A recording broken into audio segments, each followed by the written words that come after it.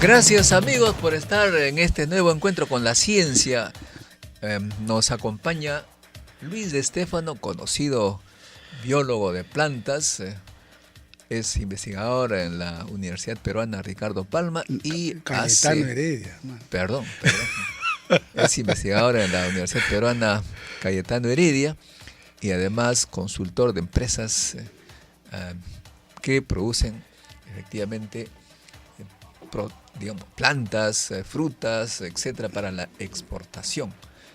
El tema que vamos a tratar hoy día tiene que ver con las comunidades campesinas agrícolas de la sierra que nosotros hemos visitado el 1 de mayo en ocasión de la Caminata por la Ciencia y hemos observado que algunas de estas comunidades están reemplazando sus actividades agrícolas por la minería informal, es decir, sus terrenos de cultivo las están llenando de pozos con cianuro para ver si hay oro y obviamente nosotros les preguntamos cómo es posible que destruyan su tierra. La respuesta fue simple, pues lo que nosotros producimos no nos alcanza para alimentar a nuestros hijos, ni menos educarlos. Compramos agroquímicos por una cantidad 5.000 soles, pero las ventas anuales pues no alcanzan ni para eso. Por lo tanto, nosotros hemos decidido hacer esta minería, educar a nuestros hijos y no nos importa mucho qué pasará con esta tierra. Nosotros nos iremos. Una cosa lamentable para mí porque la sierra es de todos y la tierra también, por supuesto. ¿Cómo hacer para que estos agricultores no abandonen sus tierras y pues haya allí una productividad? Dicho sea de paso, saben ustedes que la noticia mala de esta semana ha sido que en productividad, competitividad, seguimos bajando y particularmente en el tema de educación, de infraestructura científica. Es lo que dicen los indicadores. Conversemos con él. ¿Qué nos puede proponer, siendo un biólogo de plantas de mucha experiencia y también con una capacidad de análisis político? ¿Qué nos puede proponer para evitar este colapso que aparentemente se viene en la sierra del Perú para los agricultores?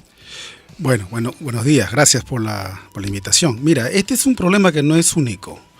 Te cuento, yo viví en Estados Unidos, tú sabes, casi 20 años, y hay algunos estados, principalmente el estado de North Dakota, por ejemplo, donde está sucediendo lo mismo. Muchas familias están vendiendo sus terrenos, ¿no?, que son equivalentes a como 1.000 hectáreas por familia, que les dio el gobierno a finales del siglo pasado, del siglo XIX, comienzo del XX, para que emigraran al estado de North Dakota. Y sencillamente lo hacen porque los padres ven que sus hijos ya se han ido a la universidad a estudiar, ya están ellos para jubilarse, listos, alistando su maleta para irse a Florida, y no hay quien tome la posta. Entonces, hay que reconocer esto como un fenómeno que ocurre en todas partes. Entonces, es bien complejo. Y yo creo que haciendo un análisis uno tiene que darles la razón a ellos.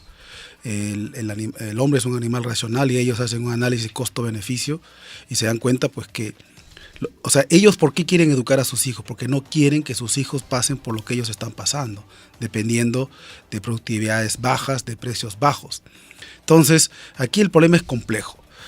Ahora, para responder a tu pregunta, esto sucede, bueno, porque ha habido un tremendo abandono del Estado, ¿ya? Por ejemplo, yo no veo por qué la universidad de cada departamento o región, que yo le bautizaría con el nombre de Universidad Regional de XX, no tiene un programa de extensión agrícola o un programa de mejoramiento genético de los cultivos principales de esa región. Eso es algo que ha podido suceder sin necesidad de intervención del Estado. Ha podido suceder por una decisión de las autoridades de la universidad de esa región. Entonces, yo creo que también tenemos que hacer un mea culpa de cosas que no hemos hecho.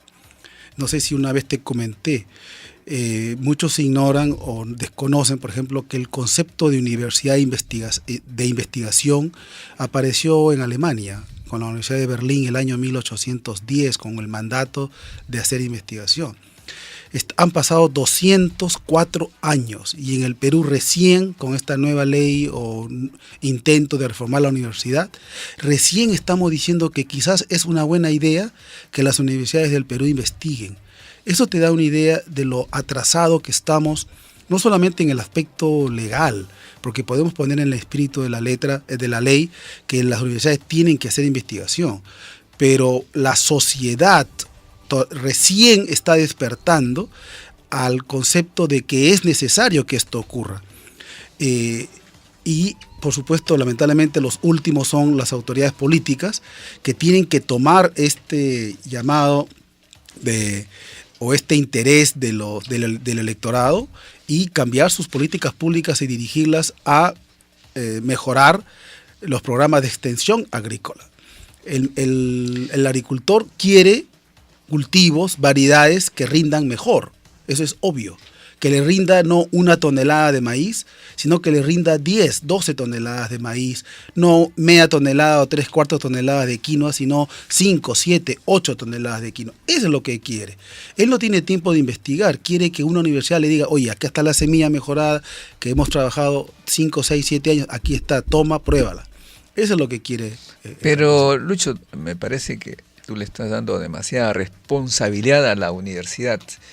En este caso es el Estado que es el responsable ante todos los peruanos, para eso lo hemos elegido, de establecer políticas para que nuestra vida, nuestro nivel de vida mejore. De modo que tendría que ser más bien el Estado que cree los mecanismos para atraer a los investigadores, generar investigación y ayudar a los agricultores para que eleven su productividad. No, como te digo, la universidad en no, este es caso, que la universidad... Tú te vas contra la universidad. No, así. me voy contra la universidad porque hay cosas que la universidad ha podido hacer sin necesidad de una ley. No, pues, pero sencillamente interesarse en los problemas propios en el tema de de la región. universidad. Alguna cosa tiene contra la universidad, pero no, estamos hablando de política de Estado. Claro. El Estado tiene ahí un problema. Se está... que además no se trata solamente de que yo voy a educar a mis hijos, etcétera, sino que están erosionando nuestro suelo, la sierra, y nos están enviando pues contaminantes, ácidos. Y yo tengo que tomar una decisión como Estado. ¿Cómo hago? Para mí, por ejemplo, se me ocurre, creo una institución que se dedique a ese tema, ¿no? De resolver el problema. Si eventualmente necesito de la universidad, pues contrato los servicios de la universidad, les pago bien a la gente que tiene que hacer. La universidad es una otra cosa, pues. Bueno, mira. A ver. ¿Qué cosa debe hacer el Estado? Ya más o menos está diciendo. Ya, claro, el Estado, por ejemplo, debe perseguir o erradicar la minería informal. ¿Okay? Eso es lo que tiene que hacer. Ese es uno. 2, ¿no? Debe buscar ese instituto del cual tú hablas o institución, sí, ya existe, se llama el INIA. El INIA tiene el mandato de trabajar y de mejorar las variedades, no de agroexportación, sino las variedades de pan llevar, las variedades de maíz, de trigo, de habas, etcétera, etcétera. Entonces eso no está haciendo una política adecuada a través del INIA, y el Estado tiene todo el poder de hacer las modificaciones en los institutos que dependen de él. Por supuesto, tú sabes que hubo una consultoría que hicieron unos finlandeses que evaluaron los institutos públicos de educación. Yo no he visto, me han dicho que se ha colgado en algún lugar los resultados de esa consultoría, pero el único instituto que salió más o menos bien parado fue, creo que el IGP y el IPEN un poco, pero el INIA salió muy mal parado. Bueno, ¿ya? Pero nuevamente, entonces, tú le vas a responsabilizar al instituto, seguramente, pero el responsable directo de este asunto es el Estado, que claro, no da las normas para que los institutos pues pueda funcionar mejor, ejemplo, no le da la gobernanza especial. Tú sabes muy bien que hay una ley que dice prohibido incorporar nueva gente en el Estado que no tengan nivel de carrera. Los científicos entonces no pueden ingresar al INIA, los jóvenes tienen un número fijo, no crece hace muchísimo tiempo. Además dice que está prohibido ascender, o sea que si los del INIA comienzan a hacer tus sugerencias de progresar, no le va a servir para nada. Entonces eso tiene que cambiar. Claro, eso tiene que cambiar. Tengo entendido que hay un programa que se está haciendo con el Banco Mundial de un programa de innovación agraria que incluye la reforma total del INIA, ¿no?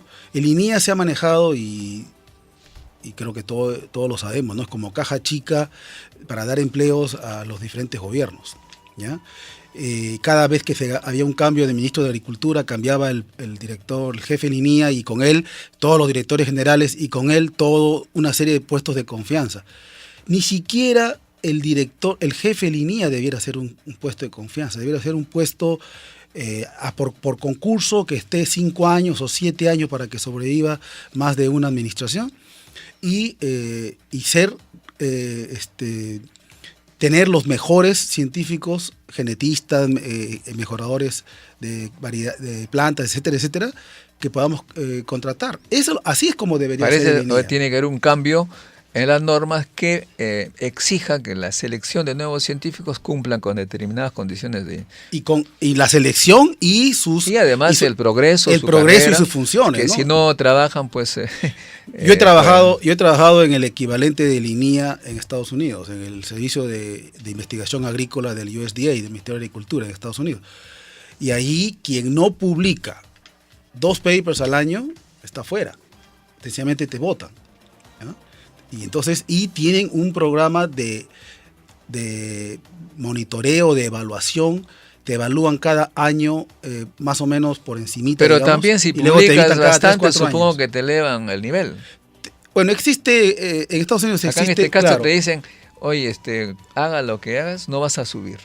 No, allá existe... 40.000 publicaciones, no vas a subir de sueldo. Bueno, a ver, hablemos un poquito sobre eso. Allá existe, tú entras en una escala, por ejemplo, la GS12, Muy bien. GS13, 14. Cada una de esas tiene 6. Entonces, tú estás 1, 2 años y ahí te pasan al GS12, 2. Y de ahí al 3, por productividad, por producción, te van aumentando el sueldo. Hay veces que tampoco no hay aumento por productividad. Lo que pasa es que cada año hay aumento por inflación, por ajuste, bueno, además, pues, etcétera, etcétera. No hablemos de eso. No, pero, o sea, también tienen sus problemas ellos, ¿no? Pero sí existe un sueldo que te permite dedicarte 40 o 80 horas a la semana a este trabajo. Claro, no te pagan poco para que luego estés cachueleando de una universidad a otra tomando un taxi porque tienes que dictar clases en 2 o 3 universidades. Y además eso tú sabes, no existe. Lucho, seguramente, que hay muchísima plata en el canon minero, pero de acuerdo a la ley del canon minero dice que está prohibido usar esa plata para remunerar a los investigadores, de modo que todo este sistema perverso hace que sea pues el Estado el responsable directo y no la universidad o los institutos. Tienen normas que da el gobierno, el parlamento, el Congreso. Y a mí me molesta a veces cuando dicen la universidad, los institutos, pero si les dan normas que los maniatan, pues que como... Bueno, pero a ver, escucha un ratito, Modesto. Ok, yo sé que hay que defender a la universidad y yo la defiendo. No, yo no defiendo la universidad. Yo defiendo la universidad pública. Y para eso tú tienes que pero también hay que reconocer incentiven. que no han hecho sus tareas. Por ejemplo, el otro día me enteré, y esto es algo que me ha dejado pero así sorprendido. En el Perú hay programas de postdoctorado en varias universidades. Después, fuera de esto, regresamos sobre ese tema. Mucho se habla de cosas contra la universidad actual, contra los institutos del Estado, pero en realidad son del Estado y el Estado no ha dado las normas para que estos funcionen adecuadamente. ¿Cómo? ¿Qué normas se requerirían para que esto sea posible? Pero además, amigos, lo increíble es que aparentemente, creo yo, todo esto es deliberado, o sea, se dan normas para que el Estado, los institutos y las universidades no tengan la capacidad de hacer bien un buen trabajo, y paralelamente se dice, acá hay un montón de plata, lo vamos a poner en concurso. Como las universidades del Estado no están incentivadas para producir, para generar proyectos, no producen, pues, porque un profesor universitario tiene otras cosas que hacer, la ley no le exige investigación, y prácticamente el 80 o 90% de los nuevos recursos que da el Estado para la investigación van a las instituciones privadas. Hasta incluso hay becas para estudiantes de universidades que van a universidades privadas. Los primeros alumnos de la Universidad de Ingeniería, me he enterado, van a las universidades privadas. Oye, acá tengo beca completa, se los llevan. Es decir, el Estado lo que está haciendo es poner más plata en las universidades privadas en lugar de fortalecer sus instituciones. En la práctica es un abandono total de la educación llamada estatal para dar recursos a las empresas e instituciones privadas. Creo yo de que eso forma parte de algo deliberado, ¿no? No, mira, eso sería darles demasiado crédito. O sea, demasiado sofisticación disculpa, no los creo tan inteligentes.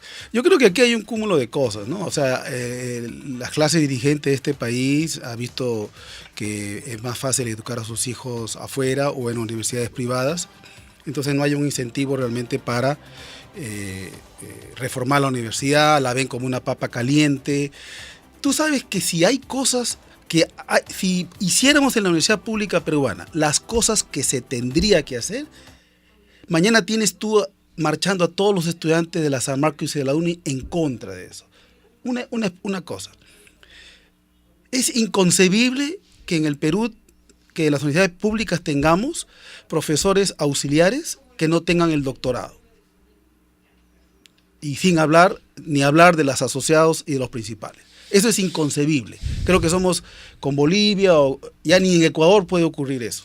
Entonces, si mañana una ley dice, para ser profesor auxiliar, tienes que ser doctor, y hay un doctor de una universidad acreditada, no un doctor que te lo dieron por años de servicio o con doctorado de fines de semana, ¿ok?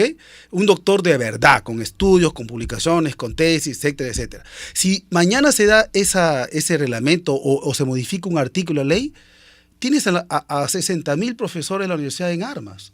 Entonces, ese es un problema político que muchos no se quieren comprar. A ti te gusta pelear, yo sé. No, es que me gusta decir las cosas. Pero si es como que el las veo, Estado tuviera una verdadera voluntad de impulsar la investigación en el Perú, ¿qué haría yo, por ejemplo, ¿no? Si tuviera todo el poder? Yeah. Dejaría que las universidades actuales hicieran lo que están haciendo y crearía con todos los recursos del Estado una institución nueva con profesores de primera calidad, de investigadores de primera calidad internacionales, y convocaría a concursos para que ingresen a estas instituciones los mejores peruanos. Claro, sería una versión del colegio mayor, pero a nivel universidad. Como lo hace Francia con el Politécnico, entre los mejores cerebros. Y en lugar de hacer esto, porque el Estado tiene todos los recursos para hacerlo. En lugar de hacer eso, se pelean con las universidades porque les gusta pelear. Los políticos, como tú, les gusta pelear, poner su... No, es que las universidades... Sin pelearse pueden hacer una institución de excelencia estatal, con todos los recursos que están malgastando actualmente, harían una cosa extraordinaria. Pero aparentemente no es el modelo, no es la voluntad política. Es que es una papa caliente demasiado difícil de manejar. Si tú de verdad evaluaras a muchas universidades públicas... No, pues, pero si tú creas un nuevo instituto, un nuevo centro, no tienes por qué ocuparte de ellos. Sí, pero disculpa, no te peleas. Tú puedes crear una nueva institución, y yo creo que eso también yo quisiera que tuviéramos un Lima Technology Institute o una especie de MIT peruano, qué sé yo, bacán. Okay, habría que hacerlo. Ahí está. Pero eso no resuelve el problema de las universidades. No, el problema se preocupa de las universidades. Tú tienes que resolver el problema del Perú. No, está bien, pero al principio estábamos hablando de que el Estado tiene que preocuparse por resolver el problema de las universidades, y ahora dices tú que tú fundarías el instituto y dejarías a las universidades solas. Claro. Tenemos que reformar la universidad. Tú tienes que atraer a los mejores estudiantes, a los mejores profesores a un centro de excelencia, y el resto pues que vaya poco a poco. Mira, el otro día escuché en una radio, que no voy a decir el nombre, donde la gente llama, estaban entrevistando, ¿no?, a un congresista sobre la nueva ley, y llama a un estudiante o un profesor, creo, jefe de práctica, no me acuerdo, de Ayacucho, y dice que en un concurso se presentó un PhD con postdoc y tuvo 5 puntos o 9 puntos, una cosa así. Pero había un profesor de la universidad que había tenido un montón de cargos y un montón de cosas, que ganó porque sacó como 45 y pico de puntos. Claro, pues sí, la evaluación dice que tienes cargos, tiene un montón de puntos, si hace publicación no tiene puntos. Eso. Claro, pero ese es un reglamento de la universidad, y a eso yo te apoyo cuando tú dices que tiene que haber un reglamento único para todas las universidades. Y en lugar de pelearte con ellos, crea un centro con todo lo que tú quieras. Pero mi tesis de que las universidades, o sea, dime, ¿quién pone al rector de esa universidad de Ayacucho ¿quién lo ha obligado a que no contrate al PhD y sí contrate al de casa que no está nada preparado? Nadie lo ha obligado. No, pero por Ellos eso tomaron la decisión libre de seguir con la endogamia, que es el cáncer de las universidades públicas en el Perú, de contratar a ese mediocre, que no ha hecho nada, nunca nada de su vida, y no contratar a ese ayacuchano, porque era un ayacuchano que fue a estudiar afuera, se especializó, regresó con ilusiones de hacer algo por su universidad y no lo contratan. Muy bien, bueno, tenemos posiciones un poco diferentes. Porque yo creo que hay que crear un centro. El Estado tiene todas las potencialidades económicas para hacerlo un centro de formación superior de excelencia, con reglas claras para que los profesores investiguen, produzcan y alumnos los mejores, becados además, con toda la plata que están haciendo ahora al azar, sin mucha política, y creo que eso sería una solución sin tener que haber fricción, solución sin fricción. Dejas que las universidades vivan y de repente poco a poco las malas se van extinguiendo y el Estado lamentablemente va tomando, no se van a extinguir. Sí, por supuesto, si el Estado le va cortando. Antes del corte. Basta con cortarlos con sí, pero mira, antes del corte estábamos hablando de estos programas de postdoctorado de fin de semana, que me he enterado, que hay universidades, no voy a decir los nombres, que dan un programa de postdoctorado, la gente se matricula, paga y durante 2 años se reúnen los días sábados a discutir artículos. Y después le dan un certificado de haber hecho un postdoc. Eso es un crimen, eso es una estafa. Bueno, un postdoc, tú lo sabes muy bien, es un doctorado que se dedica tiempo completo a realizar un proyecto de investigación. ¿Tú te refieres a universidades privadas, supongo? No quiero decir si son privadas pero lo que y pasa públicas. Es que, realmente yo sé que hay varias, pero no sé si hay todas. Tú eres ¿cómo le llaman? Un libertario. Hay que dejar las cosas que quieran hacer. A mí para ningún problema, pero el Estado tiene que hacer algo serio por su lado y dar el ejemplo como deben ser las otras instituciones, pero lo que pasa es que no hacen. Y yo tengo una teoría, no tengo una teoría en realidad, he leído, tú segura, te he dicho varias veces que leas ese librito del Banco Mundial que se escribió en 2010, que fue un curso que dieron a los dirigentes economistas del mundo, y ahí dice claramente, en realidad lo que se necesita no es investigación en ciencia y tecnología en los países emergentes, lo que se requiere es darle el dinero a las instituciones privadas para que se ocupen de este asunto, porque como las instituciones privadas invierten, se van a preocupar para que su inversión no sea malgastada. Hay que dar entonces, además dice que no debemos inventar, porque para ellos en este libro dice, innovación no es inventar algo nuevo, ni hacer cosas interesantes para los países emergentes. Innovar en el país desarrollado es inventar algo nuevo, por ejemplo. E innovar para un país como el nuestro es utilizar ese algo nuevo. O sea que hay toda una política interna, de acuerdo al libro, que nos condena a nosotros ser compradores de productos para utilizarlos. Sí, y dice así que en realidad no necesitas entonces sino dar plata a las empresas privadas para que sigan comprando estos equipamientos, pues, y eso es innovación. Entonces esto me parece más que es un modelo que viene de arriba y nuestro gobierno no es capaz de crear algo nuevo, porque dicho ese paso, ¿de dónde viene el ministro de Economía? Del Banco Mundial. El ministro de Educación también. O sea que aparentemente es una política que no depende mucho de nosotros y nosotros nos estamos peleando. Bueno, hay que tomar eso como una recomendación, pero no nos están obligando. Yo creo que el Perú, hasta donde la última vez que chequeé la Constitución Política del Perú... ¿Has leído ese librito o no? Sí, lo he visto. Somos un país independiente y debemos tomar decisiones verdaderamente nacionalistas, pensando en nuestros intereses como país, que nos permitan realmente ser viables, no solamente en el futuro cercano, sino en el largo plazo. Así es, ¿no? Yo estoy totalmente de acuerdo, todos estamos aquí de acuerdo. Ojalá pues que el gobierno, amigos, tome decisiones para que el Perú deje de ser totalmente dependiente. No se requiere pues que seamos totalmente independientes, pero por lo menos disminuya este grado de dependencia que, como todo el mundo está viendo, hace que la competitividad cada vez sea peor en nuestro país respecto a otros, porque como dijo Einstein, todo es relativo, si los otros progresan y nosotros no, estamos retrocediendo. Bueno, muchas gracias, Lucho, gracias por la invitación. Y hasta un próximo encuentro. Ok, gracias.